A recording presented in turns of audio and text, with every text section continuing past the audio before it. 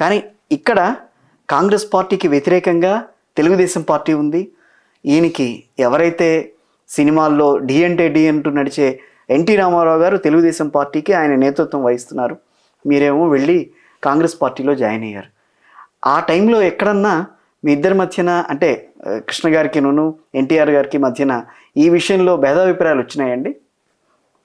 ఎవరి పార్టీ వాళ్ళదే, పార్టీ వాళ్ళదే అన్నప్పుడు వస్తాయి కదా భేదాభిప్రాయాలు వచ్చినాయి. సినిమాలు తీసేవి కూడా చాలా వరకు సినిమాలన్నీ కూడా అదేంటి 2-3 సినిమాలు నేను అప్పుడు ఇంత మాకు ఏజ్ ఎంత ఉంటుందో ఒక 10 years ఉంటుందని 7 years 8 years. కానీ కృష్ణ గారిని బాగా ఆరాధించేవాళ్ళం, చూసేవాళ్ళం. నేను 10th లో ఉంటాను ఆ టైంకి. కొన్ని సినిమాలు దేశోద్ధారకుడు, సో ఇలాంటి కొన్ని pictures against the NT Rama Rao గారుగా వాళ్ళ పార్టీకి అగైనెస్ట్గా వచ్చినాయని చెప్పి మాట్లాడుకునేవారు. నిజమేనా? మనం చరిత్ర చదివినా కూడా కొన్ని కనిపించినాయి నాకు అట్లా. ఉంటాయి కానీ అది ఎప్పుడైనా పొలిటికల్ సినిమా అన్నప్పుడు యాంటీ ఎస్టాబ్లిష్మెంట్ తీస్తాను. ఎస్, ఎప్పుడైనా పొలిటికల్ ఏ సినిమా వచ్చినా అప్పుడు ఆ రోజుల్లో రామారావు కథానాయకుడు యాక్ట్ చేసిన మేము ఈనాడు తీసాము 82లో. ఈనాడు పూర్తిగా యాంటీ కాంగ్రెస్. యాంటీ కాంగ్రెస్. అది అప్పుడే రామారావు పార్టీ పెట్టాడు కాబట్టి ప్రో తెలుగుదేశం. అవును. ఆ పిక్చరు ఎలక్షన్ ముందు రిలీజ్ అయింది. Pro Telugu Desam picture. అవును. కృష్ణ గారు యాక్ట్ చేసింది. కృష్ణ గారు యాక్ట్ తర్వాత ఆయన సీఎం అయిన తర్వాత పొలిటికల్ సినిమా అన్నప్పుడు యాంటీ ఎస్టాబ్లిష్మెంట్ అంటే అప్పుడు ఆయన రూలింగ్లో ఉన్నారు కాబట్టి యాంటీ తెలుగుదేశం పిక్చర్ ఉంది. ఓకే, చాలా సినిమాలు వచ్చినాయి. అదే 3-4 సినిమాలు.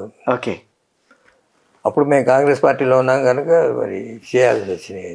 ఓకే, అంటే మిమ్మల్ని ప్రోత్సహించారా చేయమని? ఏమన్నా మేము ఎవరిని అడిగారా, లేకపోతే మీ అంతటి మీరు మీ బ్యానర్లో తీసుకోవాలన్న ఆలోచన? సినిమా తీద్దాం అనుకుని తీసాము. తర్వాత పార్టీ అడిగేవాడు ఇంక్వైరీ చేయండి, ఇంకోటి చేయండి అని. ఆ విషయంలో ఎక్కడన్నా మీకు రామారావు గారికి మధ్యలో కొంచెం మాటల్లో తేడాలు కానీ లేకపోతే ఎప్పుడన్నా ఉంటాయి అవన్నీ. ఎప్పుడు ఏదో ఇండస్ట్రీలో ఉన్నప్పుడు ఉండేది. మేము కృష్ణ గారు ఆంధ్ర స్టేషన్ సపోర్ట్ చేసినప్పుడు వచ్చింది, లేకపోతే మళ్ళీ ఏదో సీతారామరాజు చేసేటప్పుడు వచ్చింది. అట్లా భేదాభిప్రాయాలు ఉంటాయి, అప్పుడప్పుడు అభిప్రాయ భేదాలు ఉంటాయి. మళ్ళీ మామూలుగానే కలుస్తుంటాం ఫ్యామిలీ, కానీ ఆ పర్పసాలు ఏం లేవు. అట్లానే రాజకీయాల్లో ఉన్నప్పుడు కూడా అంటే ఎవరిని కూడా నొప్పించక తానవ్వక అన్నట్టు నడిచేది ఘట్టమనేని కృష్ణ గారు. సో ఆయన ఫ్యామిలీ కూడా అంతే, ఇప్పటికీ అదే ధోరణి. ఎవరిని కూడా ఒక మాట అంటాం కానీ ఏదని.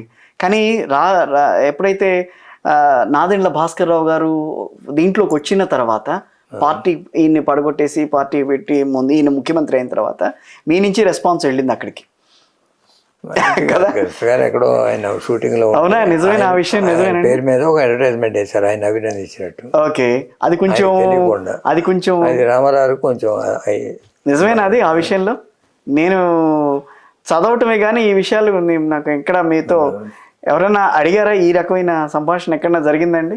ఏదో ఎప్పుడన్నా అడుగుతుంటారు కానీ అది కాకతాళీయంగా వచ్చింది కానీ ఇంటెన్షనల్ కాదు. తర్వాత అన్నయ్య వెళ్ళి ఆయనతో మాట్లాడి చెప్పారు, it is all right brother అన్నారు.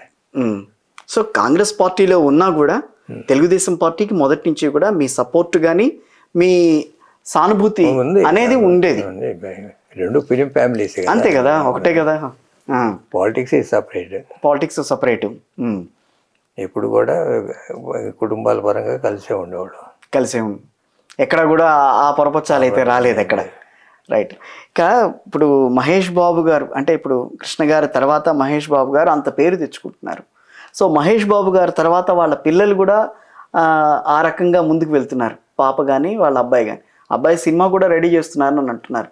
దాంట్లో మీ ప్రోత్సాహం ఏమన్నా ఉంటుందా? అంటే ఇప్పుడున్న జనరేషన్ వాళ్ళు ఏం చేయాలనేది వాళ్ళు డిసైడ్ చేసుకోవాలి.